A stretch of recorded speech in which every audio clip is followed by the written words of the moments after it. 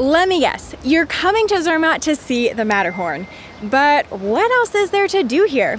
We wondered the same thing on our first trip, but after coming back more than 4 times, here's the truth. There are so many incredible experiences beyond just that one famous mountain.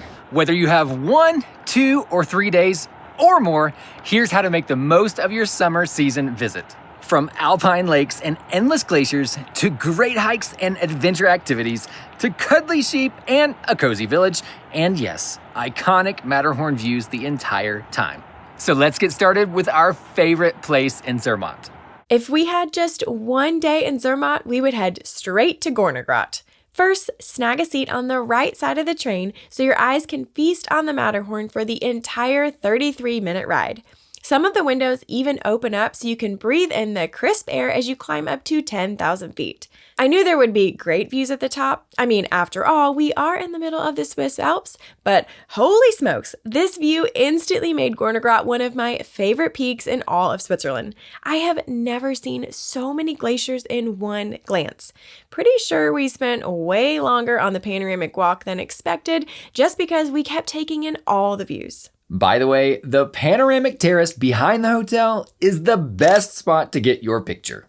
If you can tear your eyes away from the sparkling snow and contrasting black rocks, explore Zoom the Matterhorn Museum to learn about this iconic peak, and even try some VR goggles to soar beside the mountain. There are a few shops and restaurants in the hotel as well. When you're done, you can either hike down or ride the train. The next stop is Rotenboden, which has an alpine flower garden and photogenic lake with Matterhorn reflections. See if you can spy any climbers on the Riffelhorn, a popular place for mountaineers to practice before they attempt to summit the Matterhorn. Keep hiking or ride the train down to the next stop of Riffelberg. You can stop here for a bite to eat on a Matterhorn-facing terrace or to watch paragliders take off and soar into the sky. There's one more stop to either hike or ride to, and that's Riffelalp. We definitely recommend stopping here because pizza just tastes better when it looks like the Matterhorn, and dessert is somehow a bit sweeter when you enjoy it in front of that pyramid-shaped mountain. Plus, the mini train and playground invite your whole family to linger all afternoon. Can you tell why we love Gornergrat so much? Well, here's one more thing to make it even better. During the summer, the famous blacknose sheep graze on the mountain, and you can go meet them and pet them and basically become their best friend. There is still so much we could say, which is why our 3-day guide to Zermatt contains more than 18 exclusive pages just about Gornergrat, like how to save money on your tickets, why you should consider priority boarding, recommendations for easy walks or great hikes, and can't miss restaurants for snacks and meals and desserts. And by the way, if you only have 1 day in Zermatt, make sure to follow day 1 on this itinerary. But if you have 2 days, you can choose days 1 and 2. Basically, the more time you have, the more you can fit into your itinerary. With 2 days in Zermatt, we recommend heading up to Blauherd for the famous 5 Lakes hike. If you already have our 3-day guide to Zermatt, then you've seen our handy chart to help you decide which of the lakes are actually worth hiking to. And that's because the official trail is posted at nearly 10 kilometers and takes about 2.5 hours, which is a little long for most people. But in this video, we're gonna go ahead and show them all to you. The completely underground funicular to Senega was the first of its kind in Switzerland, and the gondola ride to Blauherd is so panoramic. It's just a short hike from the station to Stellisee, the first lake along the 5 Lakes Trail. Walk around to the back of the lake for the best perspective. In fact, if you want an epic picture of the Matterhorn reflected on a lake, this is the best spot in our opinion. Lake number 2 is Grindisee. Jana's favorite of the 5 lakes because it's nestled down in a little cove and surrounded by lush greenery. It probably helps that we also saw an Alphorn player on our first visit here, which is just so nostalgic. Gründsee is lake number 3, which is a good swimming spot if you're up for a cold plunge. But we didn't jump in because cold water is not our thing. Lake number 4 is Mojisee. As you can tell, it's definitely the brightest blue and even has a little waterfall beside it. It's impressive up close, but even more of a star when you see it from above. The last lake is Leise, the best spot for families because of the playground and kids' activities. I can already picture ending our next hike here so our son can spend a sunny afternoon splashing in the water or napping beside the lake. The Five Lakes Trail is one of the most popular things to do here in Zermatt, but here are a few more reasons to linger on this mountain. For one of my favorite hikes in Zermatt, ride all the way up to the Rothorn and then descend along the Alpine ridge with dazzling views of the Matterhorn and Zermatt village below. When we're in Blauherd, we can't resist a refreshing drink on the sweeping terrace at the Blue Lounge.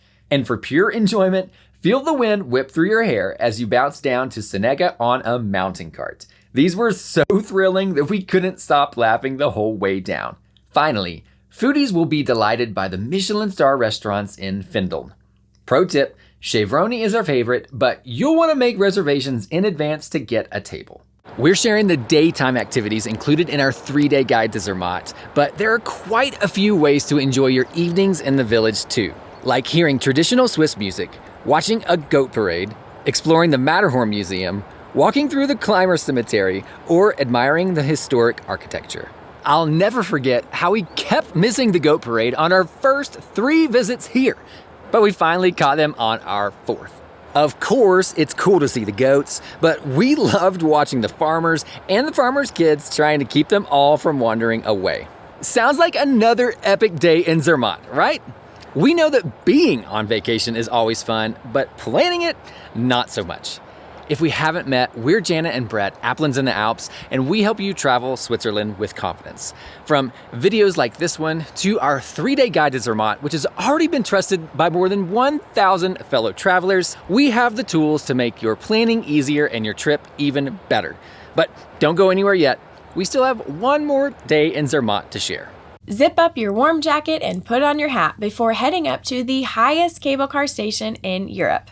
Up here at Matterhorn Glacier Paradise, you can gaze out at 38 4,000-meter peaks and 14 glaciers and 3 different countries from the highest viewing platform in Europe. Or check out a show in the highest movie theater in Europe. Or ski 365 days a year.